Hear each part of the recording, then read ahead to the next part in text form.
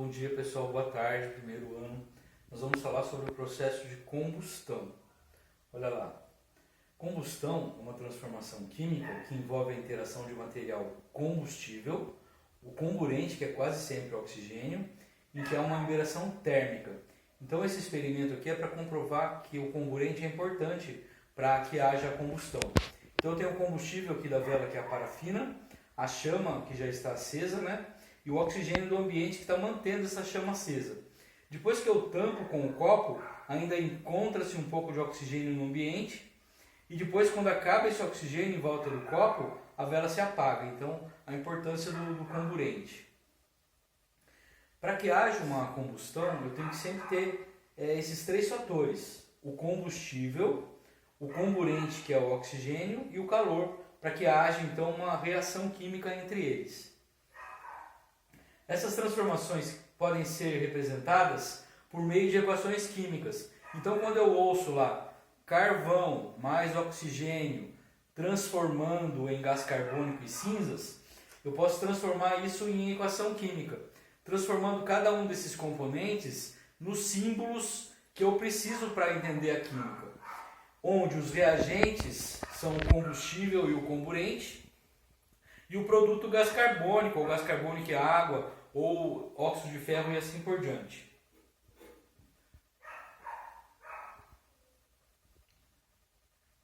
E os produtos vão depender do tipo de combustível empregado e da quantidade de oxigênio disponível para a combustão.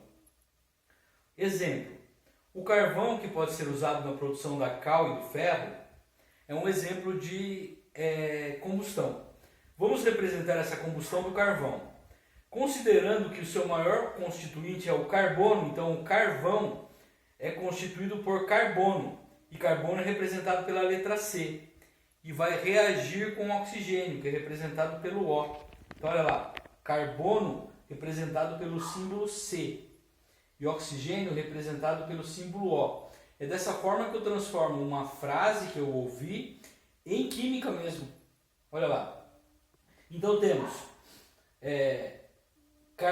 carbono, esse S indica que ele é sólido, vai reagir com oxigênio, esse símbolo aqui indica que ele é um gás, formando gás carbônico e energia. Qual a evidência vocês acham aqui dessa transformação, dessa reação que indica que é uma transformação química? O que vocês acham que houve, que uma evidência?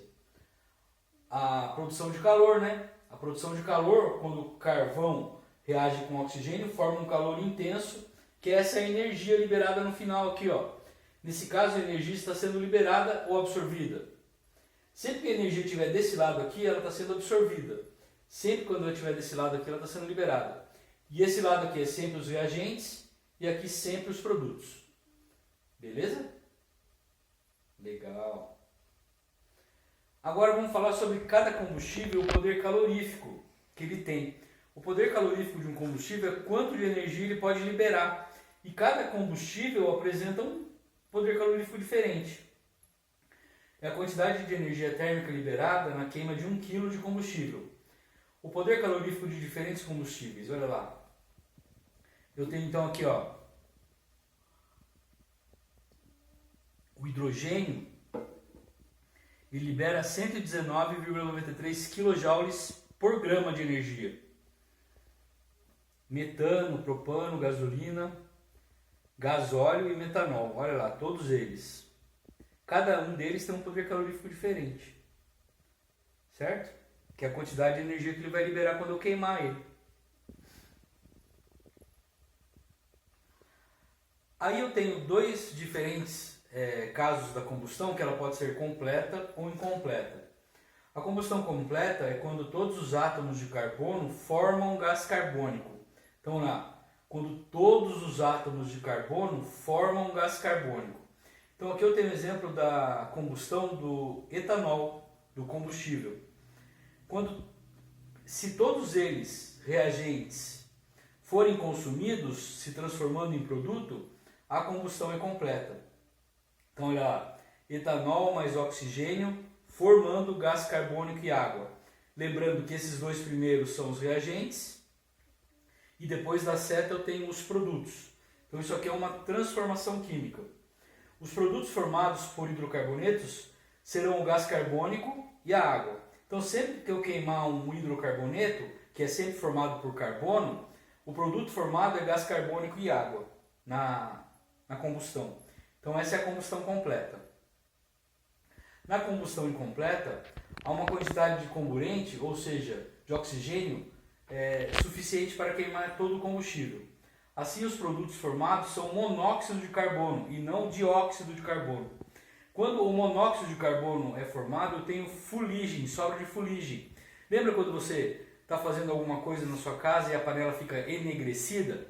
Quando a panela fica preta e enegrecida, significa que formou um monóxido de carbono, por isso que sujou a panela.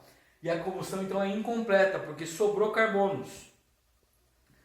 A queimada das florestas é um exemplo, pois as emissões resultantes constituem-se em monóxido de carbono e matéria particular, como a fuligem, além de cinzas e outros compostos orgânicos, simples e complexos. Pode-se formar também óxido de nitrogênio, ozônio e aldeídos, em virtudes de reações secundárias pela presença de outros componentes do ar. Agora vamos falar do experimento que tem no roteiro de vocês, do papel e da palha de aço. Eu trouxe um exercício para vocês relembrarem do experimento. A queima de uma amostra de palha de aço produz um composto pulverulento de massa. De massa o quê? Então lembra lá, eu pego a palha de aço, quando eu ateio o fogo a ela, ela vai reagir com o oxigênio do ambiente e o produto formado é de massa o quê? Menor que a massa original da palha de aço? Igual à massa original? Maior que a massa original? Então lembra, a palha de aço, que é constituída por ferro, vai reagir com oxigênio e vai ficar maior a massa. Então alternativa C, né? Olha lá. A alternativa com a resposta correta é a letra C. Ou seja, a queima de uma amostra de palha de aço produz um composto pulverulento de massa maior que a massa original da palha de aço. Então vamos destacar dois pontos importantes para não deixar dúvidas. O primeiro é que a composição da palha de aço que usamos no dia a dia é basicamente ferro. E o segundo é que na combustão teremos a presença do oxigênio do ar atmosférico. Dessa forma, podemos escrever a equação da reação de combustão da palha de aço como mostrado a seguir. Olha lá. Então, a palha de aço é ferro. Eu tenho ferro que vai reagir com oxigênio, formando óxido de ferro. Certo? Essa então é o composto pulverulento, porque fica um pozinho, né? Um pozinho. O que acontece na combustão é a formação de um composto contendo átomos de ferro de palha de aço, mais os átomos de oxigênio. Olha lá. Ferro, oxigênio, formando óxido de ferro. Aqui eu tenho como mostrar para você a conservação da massa. Nós fizemos esse experimento em ambiente fechado, então eu tenho 112 gramas de ferro que reagem com 32 gramas de oxigênio. Ao todo, de reagente, eu tenho 144 gramas. Então, em ambiente fechado, eu tenho que ter no produto final 144 gramas. Perceba que a massa da palha de aço, composta só de átomos de ferro, é 112 gramas. O produto composto pelos átomos de ferro e oxigênio tem massa igual a 144 gramas.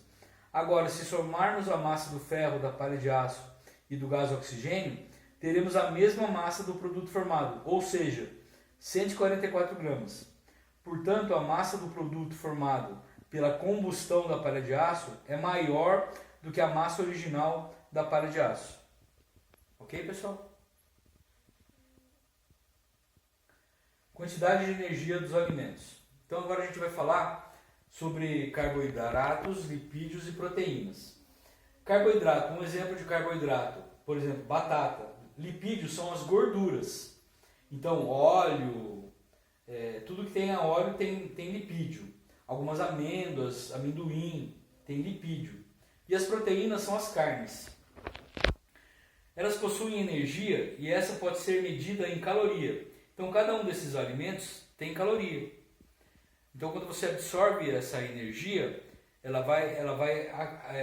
produzir calor no seu organismo. Mas o que é caloria? Caloria é a unidade de medida cal. Uma caloria é a quantidade de calor necessária para aumentar em 1 grau Celsius a temperatura de 1 grama de água. Então olha lá. Por exemplo, digamos que uma amostra de 1 grama de açúcar seja colocada na câmara de combustão do calorímetro.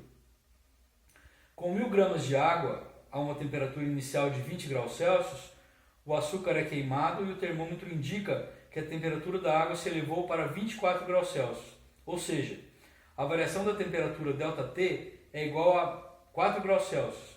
Aplicando a fórmula, quantidade de calor é igual a massa vezes calor específico vezes o tempo, temos então 1000 gramas, 1 cal, e o grau Celsius eu vou ter ali para vocês 1 cal grama por grau Celsius, vezes 4 graus Celsius. Então eu tenho de caloria 4.000 calorias.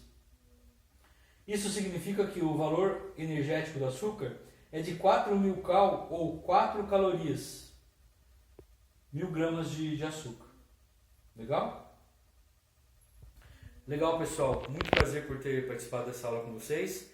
Se vocês tiverem alguma dúvida, entre em contato comigo.